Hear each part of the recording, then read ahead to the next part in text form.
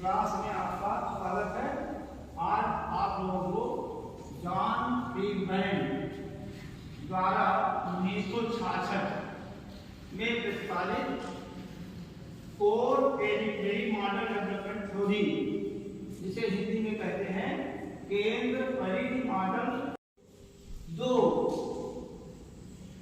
प्रकार के क्षेत्रों की कल्पना की है।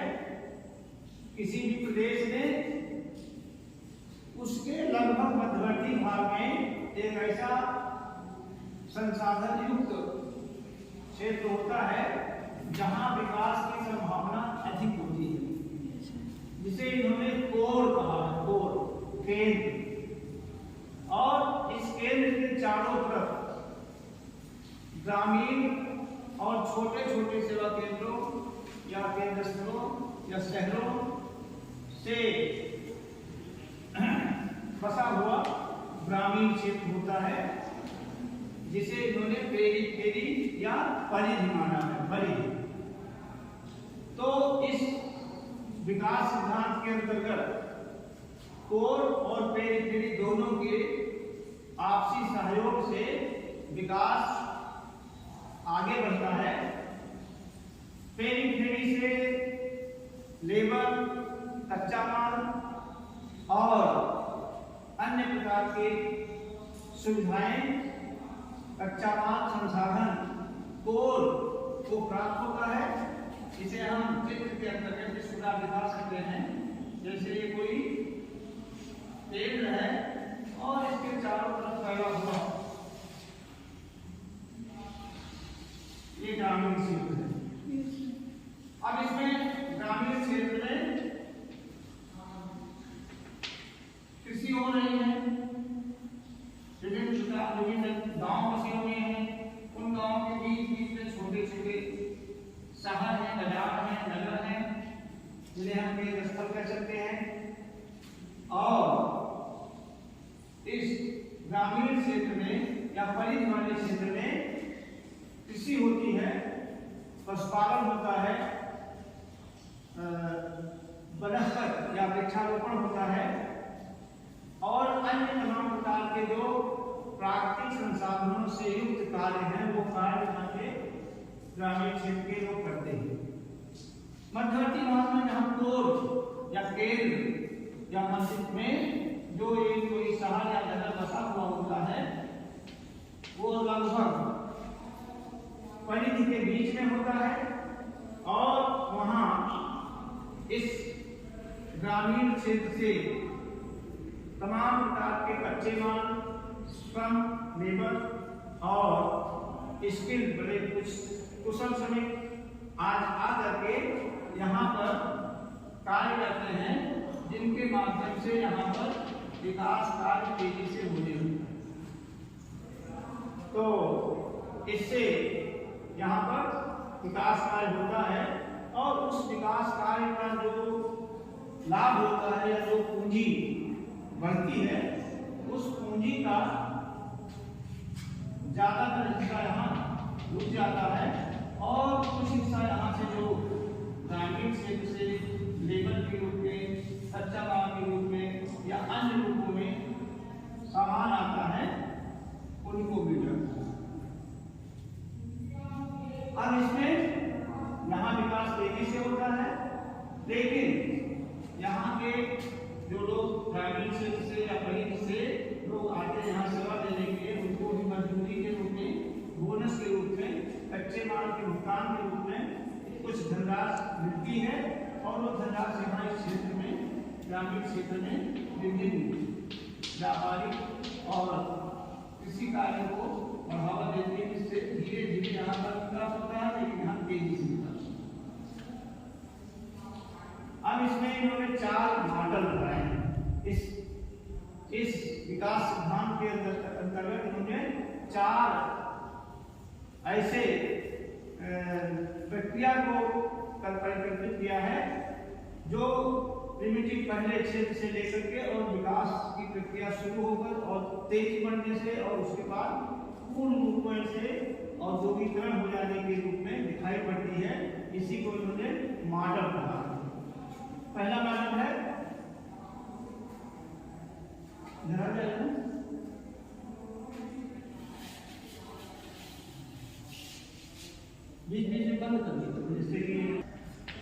पहला है अंग्रेजी में प्री इंडस्ट्रियल,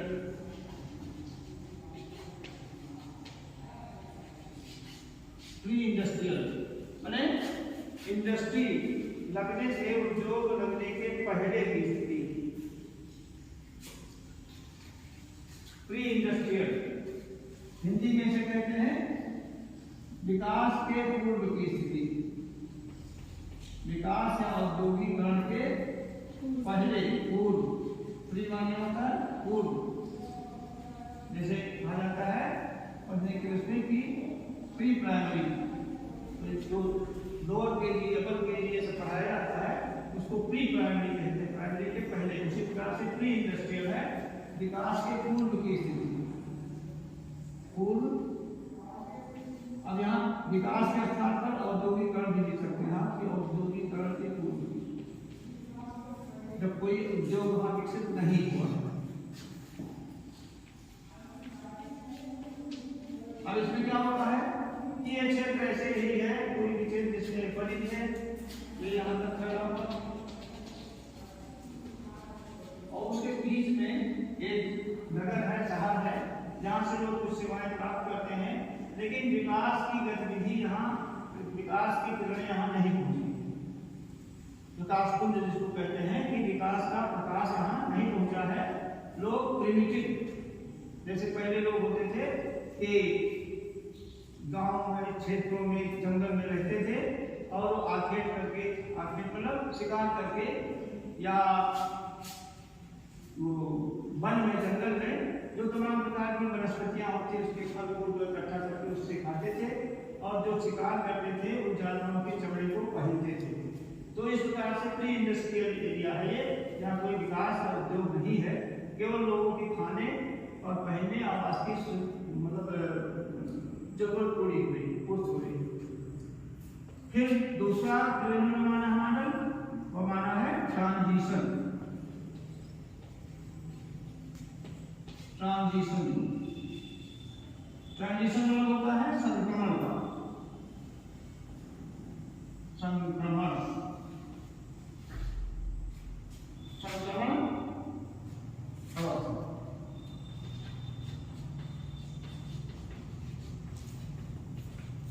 ट्रांजिशन स्टेज।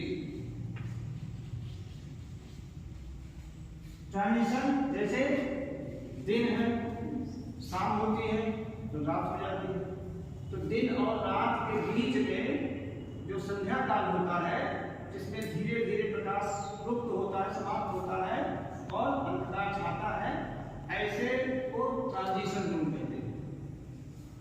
ठीक है, तो ट्रांजिशन जोन ऐसा होता है जिसमें दो प्रकार की अवस्थाएं होती हैं, दो प्रकार की चीजें होती हैं।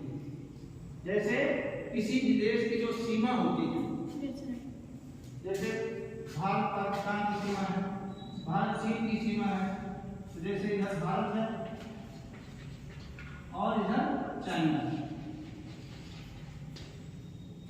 तो दोनों देशों की सीमाएं जो होती हैं वो इस प्रकार से कभी नहीं खींची मिलेगी, बिल्कुल ये लाइन है, इस लाइन के इधर भारत, इस लाइन के इधर चाइना, ऐसा नहीं होगा। क्योंकि अगर ऐसा होगा तो इस लाइन पर ही चाइना के सैनिक भी खड़े होंगे, भारत के सैनिक भी खड़े होंगे और प्रतिदिन युद्ध होता रहेगा। तो दोनों की जो सीमाएं होती हैं वो कम से कम 6 फीट का अंतर और ज्यादा से ज्यादा 20-25 फीट का अंतर। जैसे हम लोग के लड़की घूमने गए थे सिक्किम से वहां जो एक झील है, पोंगयांग झील है, तो झील पर भी हम लोग गए थे। लोग उसको बहुत सुंदर बताते हैं, एक लोग आए उसको बुलाए, वहां तक हम लोग गए थे, बड़ी ठंडक थी, जून के महीने में गए, 15-16 जून को, और 15-16 जून को नाम से जो झील है इसके पहले ही करीब 40 किलोमीटर सिक्किम से, जो सिक्किम की राजधानी है गंगटोक, क्या नाम है, सिक्किम राज्य है ना, की राजधानी है गंगटोक, तो गंगटोक से 200 किलोमीटर दूर है, पानी बरस रहा था। जून में भी वहाँ पानी बरसता रहता अक्सर। तो लगभग 100 किलोमीटर जब रहेगा तो वहीं से ठंडक बहुत शुरू हो गई। हम लोग जानते थे कि ठंडक हो गई, मफलर वगैरह ले गए थे, गर्म कपड़ा भी ले गए थे, लेकिन इतनी तेज ठंडक पड़ रही थी, मफलर जो है के बावजूद कान में भर जा रही थी ठंडी। तो वहाँ पर कुछ शुद्ध ऊन की बनी हुई टोपियाँ मिलती थी जिससे सिक्के लिखा हुआ था। तो हम लोग करीब 50 लोग थे, एक बस्ती कोई तमाम टोपी बेच के आ रहा है, जैसे पशुपति होता है तो तमाम लोग टोपी बेचने आए, 100 रुपये 100 रुपये टोपी। फिर एक सज्जन ने कहा 60 रुपये में बढ़िया है, उसने कहा 40 रुपये हम देंगे, आपको 50 रुपये। तो काफ़ी लड़कों ने हमको खरीदा और टोपी इतनी गर्म यहाँ हमारे पास रखती है, बहुत ठंडक चल रही होती है, हम लगा लें तो 2 घंटे बाद से गर्म हो जाता है, 2 घंटे में निकालें तो शुद्ध होगी। तो वो टोपी लगा करके और सब तमाम उनकी कपड़ा पहने थे। तो वहाँ पर जो चीन और भारत की सीमा है उसके बीच में 6 फीट का ये पानी है। यहाँ इधर चौड़ी दीवार बनी हुई है, इधर चौड़ी दीवार बनी हुई है, ये चौड़ी दीवार पर चाइना के सैनिक खड़े रहते हैं, ये बंदूक, और इस पर भारत की सैनिक। लेकिन ऐसा नहीं कि 24 घंटा उनके बीच लड़ाई होती है। तो जिनमें के लड़के गए थे उन्होंने कहा साहब चाइनीज जो सैनिक हमसे मिलना चाहते हैं, उसने कहा वहाँ तो भारत के सैनिक हमसे पूछो, तो किसी के पीछे हम हाथ मिला सकते हैं, हाथ मिला सकते हैं, और उस पर ढके हुए। तो फिर जो है इस पर खड़े हुए कई लड़कों ने तो पढ़ करके ऐसे बहुत उसने ध्यान बनाया तो हाथ मिला सकते हैं, पीछे ये कम से कम मिली, क्योंकि वहाँ पर चीन का भी और भारत का भी हाल बने हुए हैं। उस हाल में हर तीसरे महीने चीन के जो ब्रिगेडियर होते हैं उस क्षेत्र के वो आते हैं, भारत के ब्रिगेडियर रहते हैं, कभी भारतीय हाल में एक बार बैठक होती है, कभी चाइनीज हाल में होती है। तो इसलिए वहाँ ट्रांजिशन जोन पकड़ा। तो ऐसे क्षेत्रों को जहाँ किसी का बिल्कुल अधिकार न हो उसको ट्रांजिशन जोन कहते हैं। तो ये ट्रांजिशन अवस्था ऐसी अवस्था होती है जब यहाँ पहले कोई विकास नहीं होता, आप बना सकते, और अब जो है धीरे धीरे विकास के लिए लोग सोचने लगे। क्या सोचने लगे? यहाँ कच्चा माल में गन्ना बहुत पैदा होता है, या यहाँ भेड़ बहुत पाली जाती है, या यहाँ पर जो है दूध बहुत मतलब ऐसे जानवर पाले हुए हैं जिनसे दूध होता है। तो अब लोगों ने सोचना शुरू किया कि यहाँ जो है हम यहाँ से भेड़ का ऊन दे करके यहाँ एक फैक्ट्री लगा दें तो ऊनी कपड़े बन सकते हैं, ऊन बनाया जा सकता है, ऊनी तमाम प्रकार के कपड़े कालीन ऐसे बनाया जा सकता है। अगर हम यहाँ से गन्ना ले लें तो गन्ना की चीनी भी बनाई जा सकती है, भेड़ गाय। तो इस प्रकार से इस जो ग्रामीण क्षेत्र में है जो परिस्थिति है वहाँ जिस प्रकार का संसाधन, जिस प्रकार का कच्चा माल हमारे पास है उस प्रकार के कच्चे माल का उपयोग करके हम आसानी से वो बना सकते हैं, लगा करके उसका हम विकास कार्य शुरू कर सकते हैं। उस विकास कार्य से यहाँ फैक्ट्री लग जाएगी तो गन्ना किसानों को भी लाभ होगा और यहाँ के तमाम लेबर इसके बाद हो जाएंगे, तमाम लोग ट्रांसपोर्ट करने लगेंगे, ट्रांसपोर्ट वाले कुछ सीरा खरीदने लगेंगे, चीनी खरीदने लगेंगे, गन्ना बेचने लगेंगे। तो इस प्रकार से एक बहुआयामी प्रकार का कार्य शुरू हो जाएगा और उससे विकास की लहर धीरे धीरे पूरे क्षेत्र में फैलेगी। ठीक है, तो ये है ट्रांजिशन जोन जिसमें अभी सोच रहे हो, धीरे धीरे काम शुरू हो रहा है, छोटे स्तर पर काम शुरू हो रहा है, तो उसको कहते हैं ट्रांजिशन या संक्रमण। तीसरा है औद्योगिक।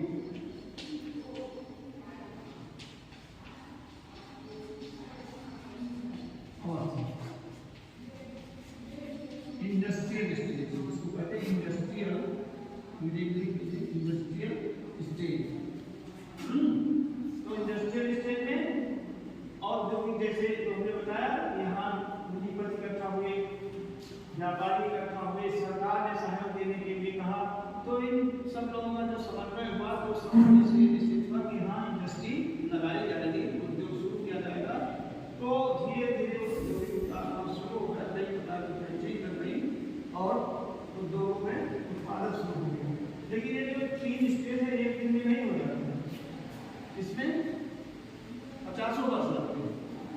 धीरे धीरे काम शुरू होगा। तो ट्रांजिशन जोन से कहाँ है? औद्योगिक। अब औद्योगिक जब विकास शुरू हो गया तो वहाँ बहुत आयामी विकास होगा, क्योंकि उद्योग में काम करने वाले इंजीनियर होंगे जो ज़्यादा पैसा पाएंगे, तमाम IT सेक्टर वाले होंगे जो मतलब मोबाइल वगैरह सब का काम देखेंगे, उनको ज़्यादा पैसा मिलेगा। मैनेजमेंट के लोग होंगे उनको पैसा ज़्यादा मिलेगा। लेबर क्लास होंगे उनको भी मिलेगा। स्किल्ड लेबर होंगे, कुशल श्रमिक होंगे, जैसे वो कुशल श्रमिक के 10-5 साल हो जाता है और फैक्ट्री में जो इंजन और सारी मशीनें लगी होती हैं उन मशीनों को चलाने में, उन मशीनों को सफाई करने में, उनको और तेजी को लाने में इनका हाथ होता है। तो ऐसे तमाम लोग होंगे। तो उससे जो कई प्रकार के लेबर के स्टेज होते हैं, उन लेवल के नाते कुछ लोगों की आमदनी बहुत अधिक होगी, कुछ लोगों की आमदनी मध्यम होगी, कुछ लोगों की कम होगी। और बहुत अधिक आमदनी जो होगी वो फिर अपना पैसा साल 2 साल 4 साल में इकट्ठा करके पूरी और उसी फंड की गणना समझे? कौन लगाएगा? जिनको ज्यादा पैसा देगा। भाई खाने के लिए 2 रोटी तो चाहिए, 4 रोटी खाए तो कितना खाए? अब जो 2 लाख रुपया खा रहा है वो भी जो है महीने में 5 लाख भोजन पर खर्च करेगा, और जो 30 रुपये कमा रहा है वही भोजन तो समान करना पड़ेगा। तो इसके बाद जिसको ज़्यादा मिल रहा है उसके पास ज़्यादा बचत होगी, उस बचत का उपयोग करके दूसरा कार्य करेगा। फिर व्यापार, बड़े बड़े होटल खोलते, मार्ग खोलते, व्यापारिक प्रतिष्ठान खोलते। तो इस प्रकार से यहाँ तमाम प्रकार की अन्य गतिविधियाँ शुरू हो जाएंगी और ये क्षेत्र पूर्ण विकसित होगा। और तीसरा स्टेज है वो पूरे विकास का स्टेज है। सभी सेक्टर में विकास होगा, पढ़ाई के, दवा के, तमाम अस्पताल हो जाएंगे, तमाम स्कूल हो जाएंगे, तमाम जो है बैंक हो जाएंगे, आध्यात्मिक ट्रांसपोर्ट की तमाम कंपनियां मिल जाएंगी। टूरिस्ट के लिए अगर कोई वहाँ प्लेस है तो टूरिस्ट के लिए तमाम जो है वो व्हीकल्स आ जाएंगे, टूरिस्ट होटल बन जाएंगे, आ जाएंगे।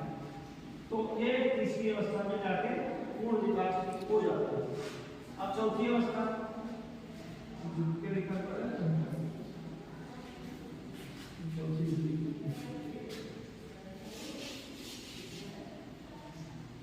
चौथी अवस्था क्या है? Post industrial. पोस्ट इंडस्ट्रियल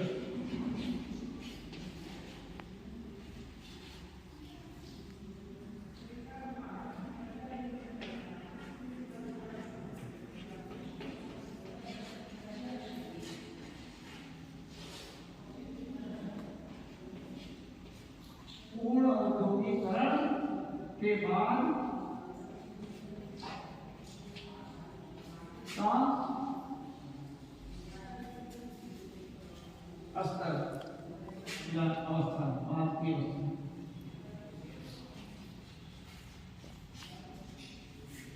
अब देखिए जो चौथी अवस्था है कोई अच्छी अवस्था नहीं होती, बहुत ज्यादा विकास हो गया।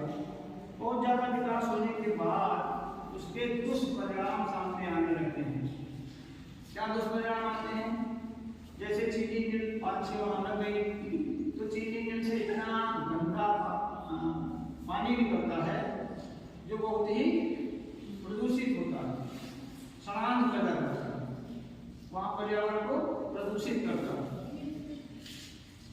इसी प्रकार से जब तमाम लेबर आकर के वहां उस नगर में रहने लगते हैं तो गंदी बस्तियों का निर्माण होता है, जिनको श्रम कहते हैं, जहां लोग बिना किसी मकान बनाए कच्चे काम करके रहने लगते हैं।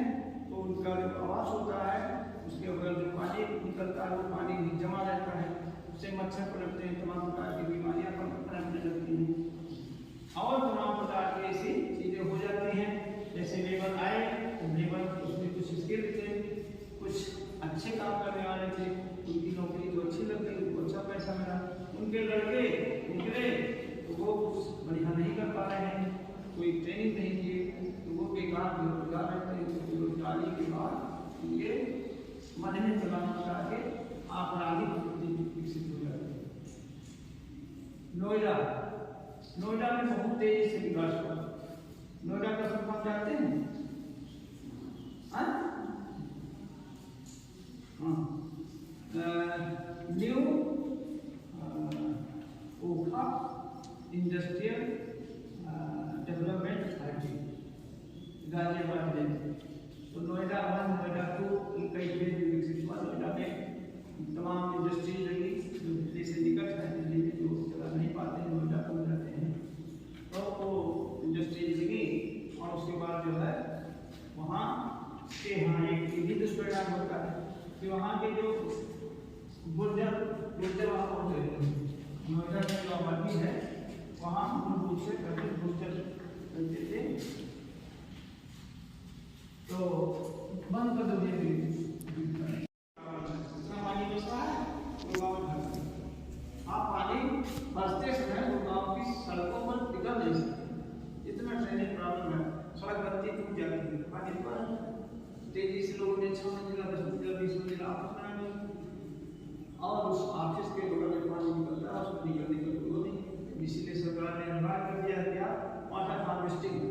वाटर हार्वेस्टिंग माने जैसे ये छत हमारा बना हुआ है, इसकी छत पर जितना पानी आ रहा है इस पानी को एक जगह ला करके अपने कैंपस में कम से कम 100 की बोरिंग कराइए और उसमें पानी डाल दीजिए, तो नीचे से धीरे धीरे सींच जाए। इसको कहते हैं वाटर हार्वेस्टिंग। वाटर को पानी को संचय करिए, नीचे भूगर्भ जल में भूगर्भ क्षेत्र में छोड़ दीजिए, जिससे कि भूगर्भ जल की जो लेवल है वो घटेगी और समस्या का पानी इस जगह इकट्ठा हो